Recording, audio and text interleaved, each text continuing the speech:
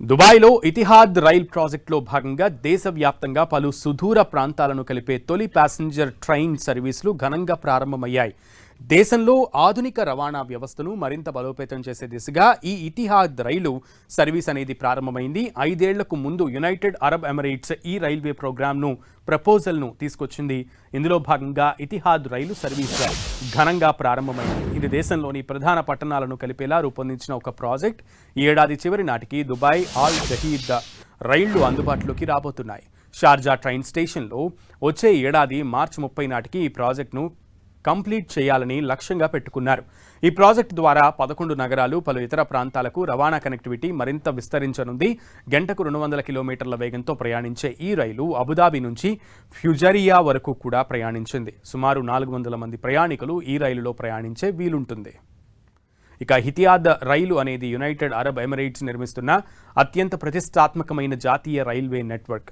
కేవలం నగరాలకే పరిమితం కాకుండా మొత్తం దేశాన్ని ఒకే తాటిపైకి తెచ్చేందుకు, భవిష్యత్తులో ఇతర గల్ఫ్ దేశాలతో అనుసంధానించేందుకు యునైటెడ్ అరబ్ ఎమిరేట్స్ ప్రభుత్వం ఈ మెగా ప్రాజెక్టును చేపట్టింది. యుఏఈలోని 7 ఎమిరేట్స్ను అంటే అబుదాబి, దుబాయ్, షార్జా, అజ్మాన్, అల్ క్వైన్, రాస్ అల్ ఖైమా, ఫుజైరా లాంటి ప్రాంతాలన్నీ ఈ రైల్వే లైన్తో అనుసంధానపు అవుతాయి. సౌదీ అరేబియా సరిహద్దుల నుంచి ఒమన్ దేశ సరిహద్దుల వరకు ఈ నెట్వర్క్ విస్తరించి ఉంది. ఈ ప్రాజెక్టులో మొదటి దశ ఇప్పటికే విజయవంతంగా నడుస్తోంది. పారిశ్రామిక ప్రాంతాలు, మైనింగ్ జోన్లు, ప్రధాన ఓడరేవులను కలుపుతూ భారీ ఎత్తున వస్తువులు, ముడి పదార్థాలను చేరవేస్తున్నారు.